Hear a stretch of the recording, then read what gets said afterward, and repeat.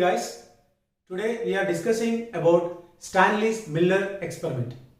The Stanley Miller's experiment is emphasizing the chemical theory of origin of life.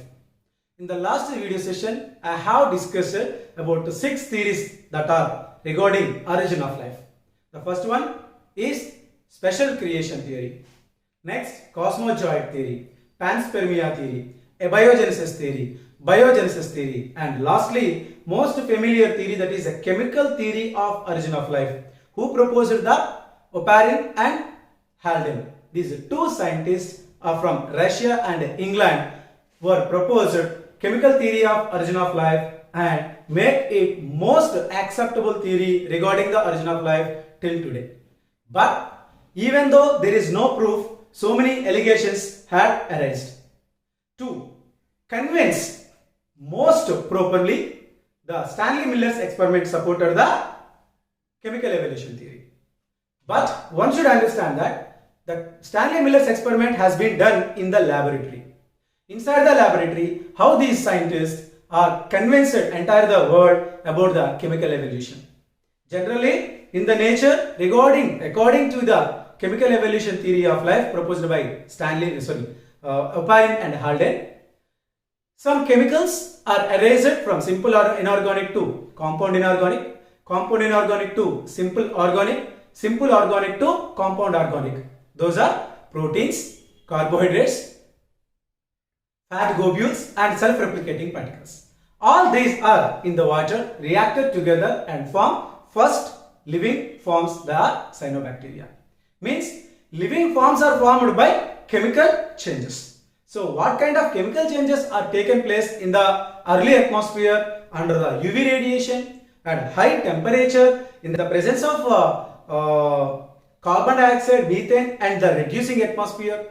Early atmosphere consists of free atoms of oxygen, but if you ask me, the same evolution process can begin now? No. Why? Because nowadays free oxygen molecules are not available in the atmosphere. There is no reducing atmosphere, I can say. Every oxygen molecule is react with another elements and forms oxides. When oxides are there, then there cannot be new generation will be there, just like a early environment takes place in the part of evolution begin. So these situations, what high temperature and volcanic eruptions, availability of methane, carbon dioxide and hydrogen, helium, light gases, how he had substituted all in the experiment is the main thing. This experiment has done in 1953 by Stanley Miller. So many theories are there beside it, but it is the most acceptable theory. Let us see what are the things he has first taken. He had taken 2 glass flasks, nothing but the round glass flasks. Here in the first one he placed water and it was under the nature of boiling.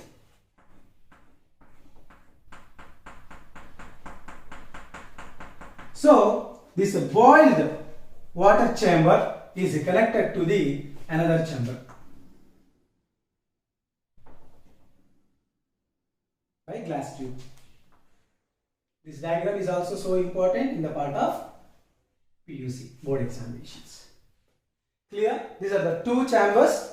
This chamber is water chamber and this is spark chamber.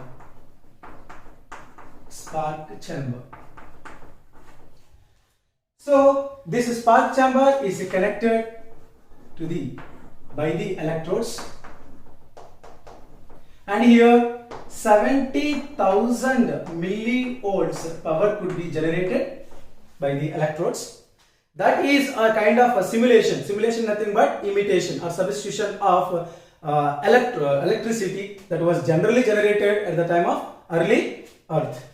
So there are electricity that generated 70,000 millivolts. That's why it is spark chamber, volcanic eruptions and high temperature that can be substituted. Here it is the temperature simulation Simulation nothing but imitation, copying, right? So here 800 degrees Celsius temperature has applied. By that the water inside the glass chamber boil and goes with the connected tube and fallen here as rains. So that rains has been created inside the laboratory artificially by using this temperature. Temperature used in the Stanley Miller's experiment is 800 degrees. Now this tube has some condensation to regulate the temperature. Now this chamber is connected to this. Again here some condensation will be there. This is the inlet and outlet of water to regulate the boiled water inside the main tube.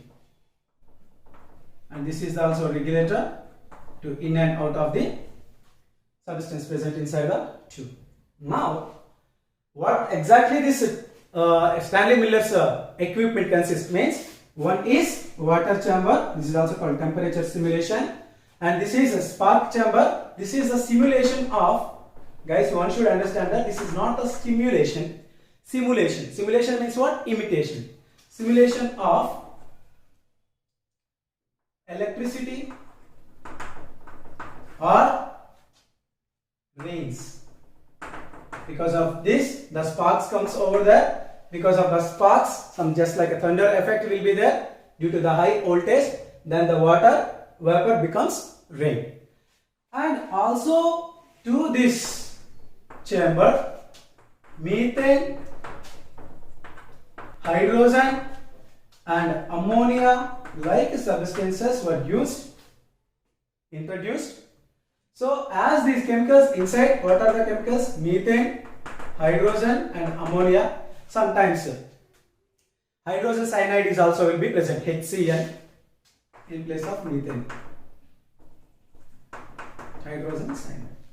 Then all these chemicals along with the water stirred together about a few weeks. This experiment the Stanley Miller left over few weeks. After that some substances has been observed. Here there are simply amino acids. Amino acids has been observed. Amino acids like alanine, glycine and aspartic acid.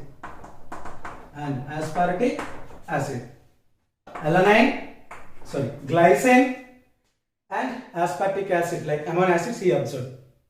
So this act as a boiler. The boiler chamber helps to create the rains in the spark chamber. The spark chamber produced sufficient electricity, and this chamber is also meant for mixing of chemicals which we introduced along with the water.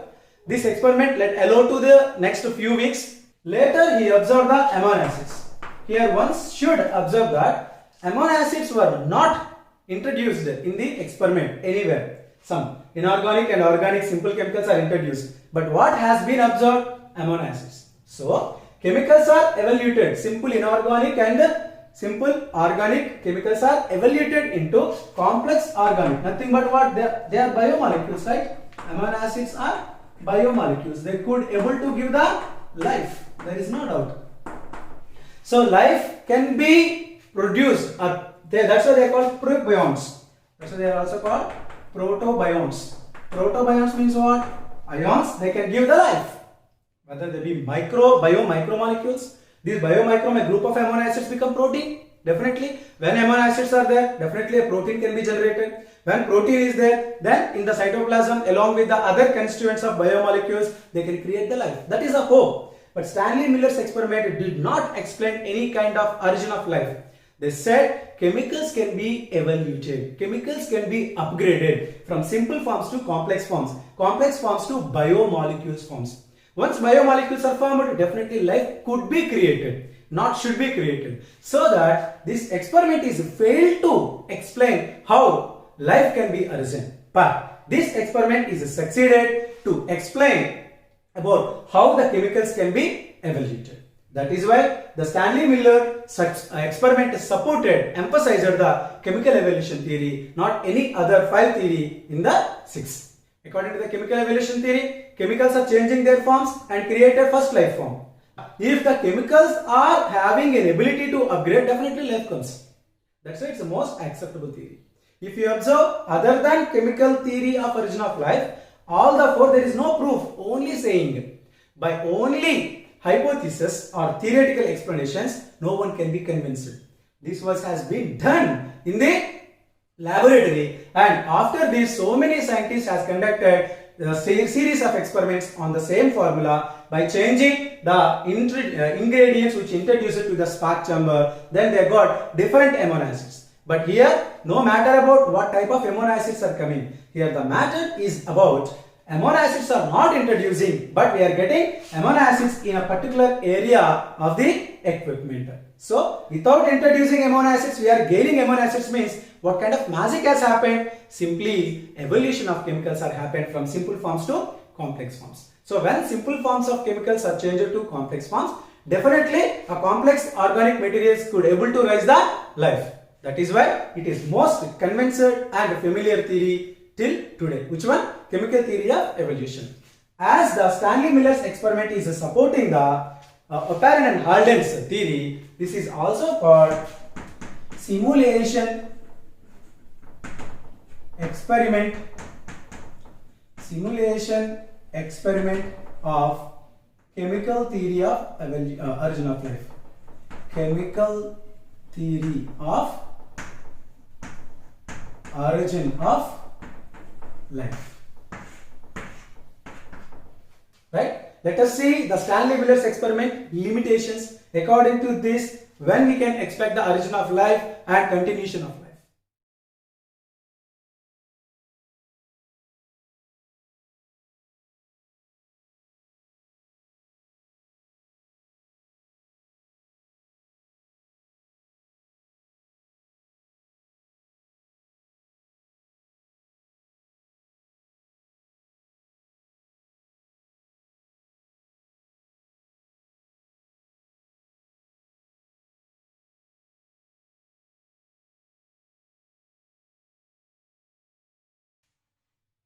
Guys, chemical evolution theory more or less accepted.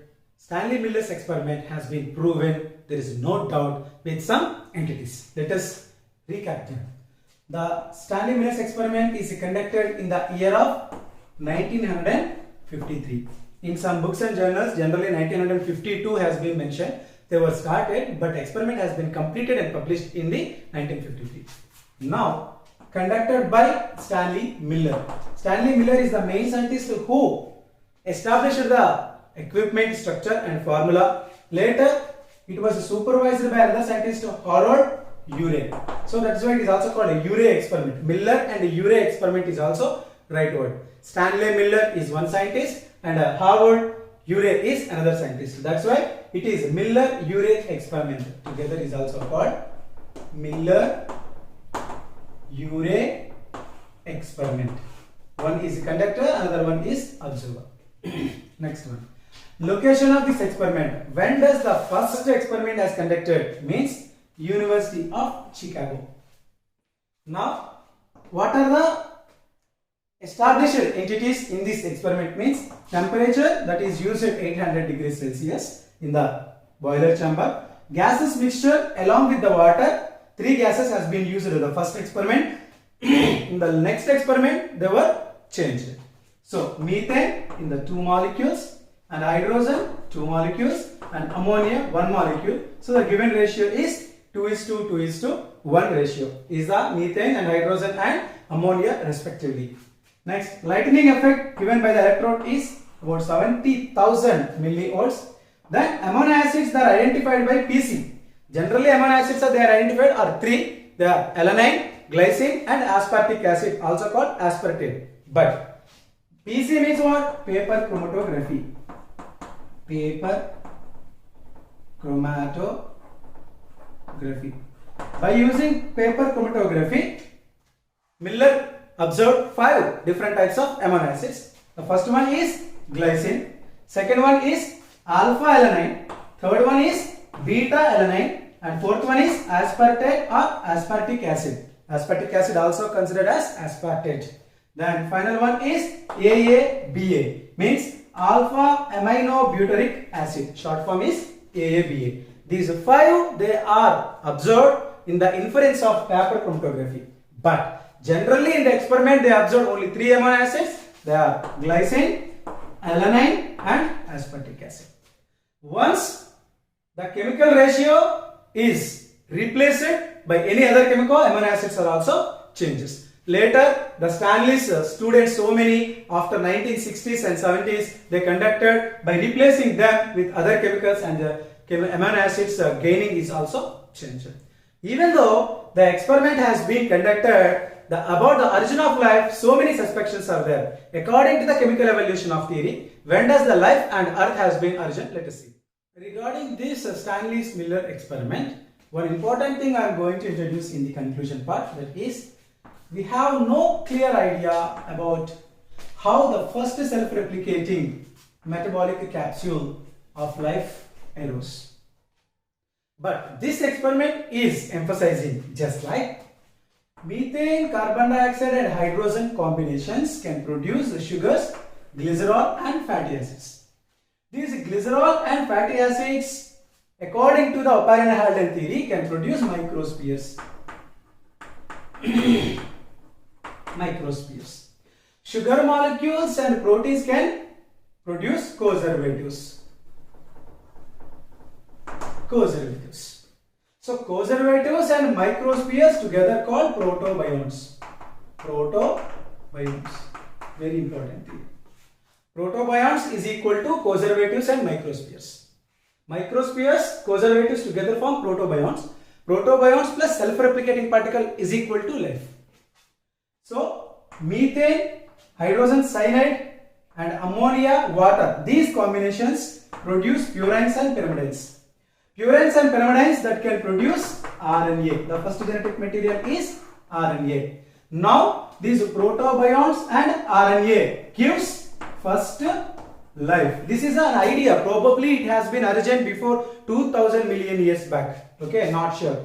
Then methane, ammonia, carbon dioxide, water combination given amino acids. Amino acids given proteins. So that conservatives, nothing but sugars and amino acids. Microspheres, nothing but fats.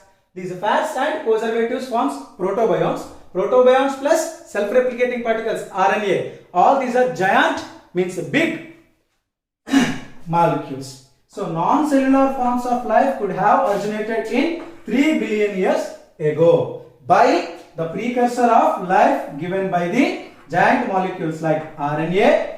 RNA is a self-replicating particle. RNA is a self-replicating particle, and proteins plus polysaccharides, these two are called conservatives. And fats are called microspheres. So all these are formed in water. That's why water is called prebiotic soup. It was discovered by scientist Haldane. That's why it is also called Haldane soup. Haldane soup consists of life forms that are nothing but self-replicating particles and protobionts. I repeat, self-replicating particles and protobionts together called life. From here I will come. Life might has been origin 3 billion years ago by the combination of self-replicating particles and protobionts. What is self-replicating particle? There is no doubt RNA, first genetic material. What are protobionts? Conservatives and microspheres.